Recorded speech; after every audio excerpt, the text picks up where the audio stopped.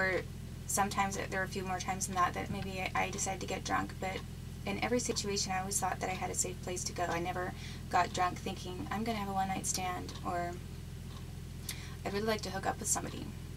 I always, if I ever got drunk, it's because I thought I had trust, and I believed that I was all of my my surroundings and my way to get home and not be tampered with.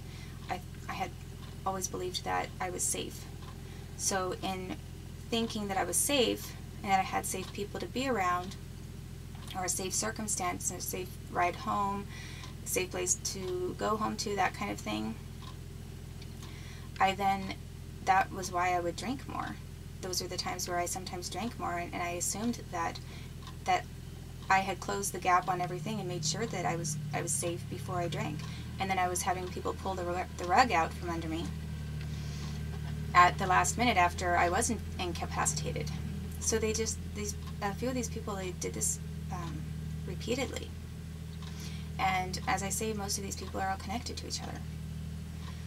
And government employees. So then, after that, I just felt really sick to my stomach. The person from Texas, it just made me feel really sick. Because I knew that Nikki knew how drunk I was. And she knew the man. She knew the guy from Texas. And she was the one who set that up. I felt just really grossed out from the entire thing. And I remember when I left the hotel that there were some people outside and they were making fun of me. Like there were people who knew that I'd been set up. There were people who knew how many times I'd been set up. And then they just thought they could make a joke out of it. And that was the only person that I was with the entire time in that area at that time. I went from the time Chris Dabney told me that he had this Jewish girlfriend to the time that I was set up when I was totally wasted out from Jaeger by Nikki and probably Chris. I had gone over a month and a half to a month with not being intimate with anyone, even staying at Chris Dabney's house and not being intimate with him either. So I had sometimes left the bar with different people who walked me to my cab, but I always got in the cab and I got home alone. I didn't just go out, I didn't go to the hotels or residences of a bunch of different people. So it was very isolated situations where I was set up. And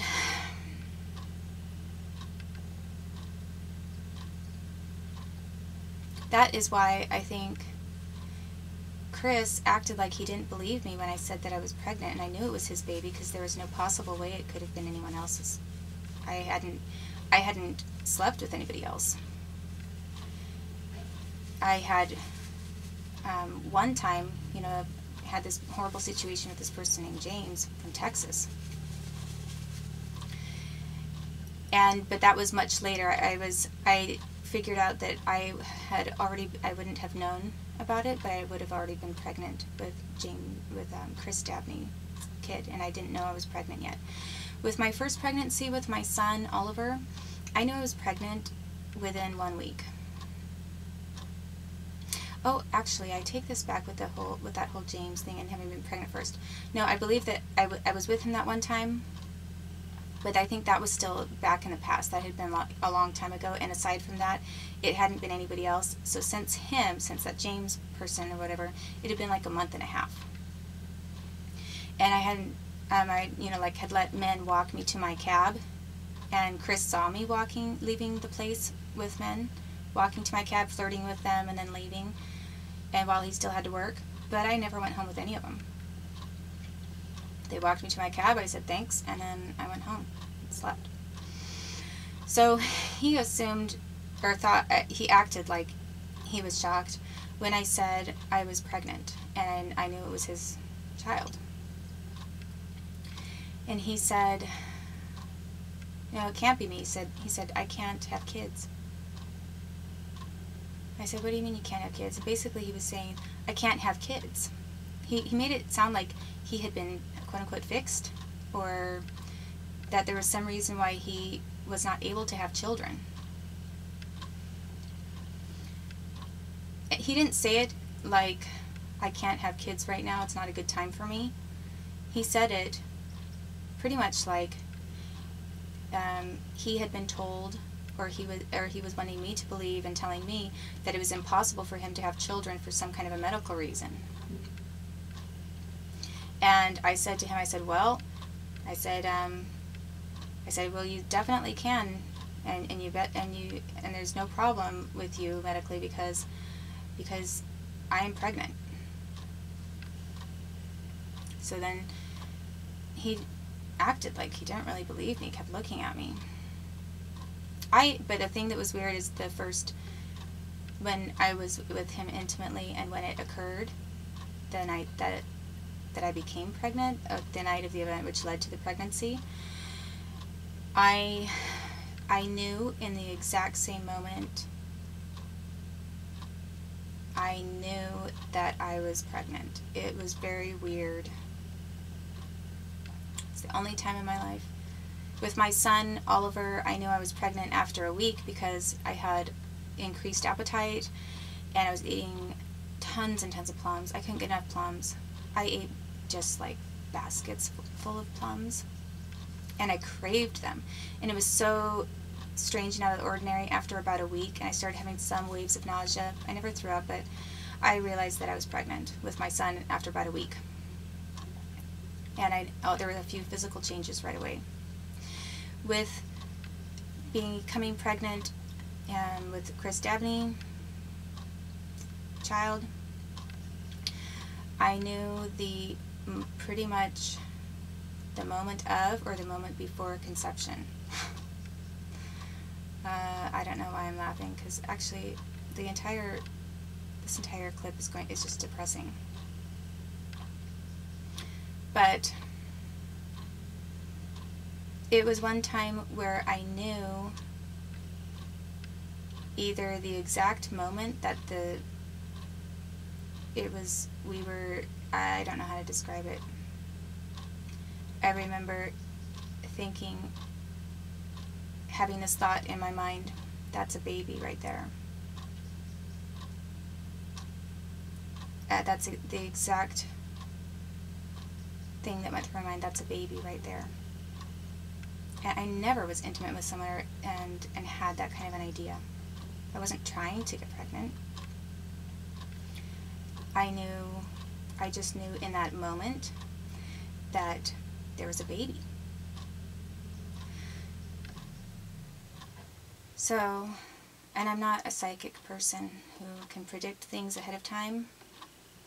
It was a very weird, intuitive something or other. So then, sure enough, I mean, from that point forward, and then I got hungry. I was getting hungry at night. I needed to have a snack later at night, in the middle of the night. And then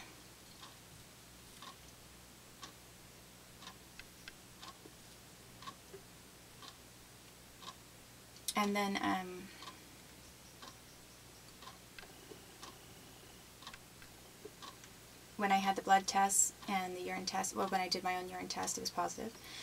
And then when I did the blood test to confirm the pregnancy at Planned Parenthood, it was positive. And I never once considered abortion. I went to Planned Parenthood because I needed a blood test. And I didn't have insurance for any of the clinics there. None of them were going to let me get in to have a checkup. So since Planned Parenthood was free, I went there and had the blood test, which confirmed that I was pregnant. And I never considered adoption or abortion, and I don't believe, people told me what my options were, but nobody pressured me to do anything about, they didn't pressure me to have an abortion or to adopt my kid out or anything. They just told me what the facts were. And then they also said, your pregnancy levels are they basically said the hormone levels were high enough, were extremely high. They told me what the hormone levels were, and they're really high. And I later found out that if you have twins, you can have higher than usual hormone levels.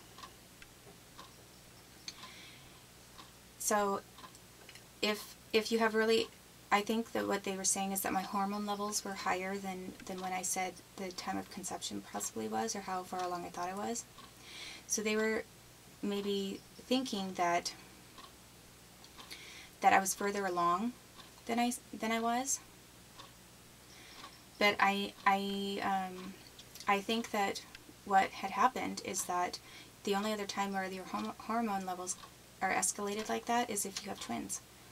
And I didn't know I had twins, which I mean, I believe I did, because there was something that later came up where they thought that I had one regular developing baby and then possibly something in a cyst.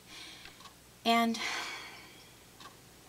I'm not sure. I mean, maybe I didn't even have twins. That's what everyone seemed to think, you know, eventually. But for whatever reason, I naturally had this child. I knew for a fact who the father is, because there was like a month apart from the time that I was with one person to the time that I was with the other person, and then when I felt the symptoms, and I knew that I was pregnant. And the only person in that whole time frame that it could have possibly been, within that entire month time frame, or month and a half, was Chris Dabney. There was no chance of it being anybody else's kid. So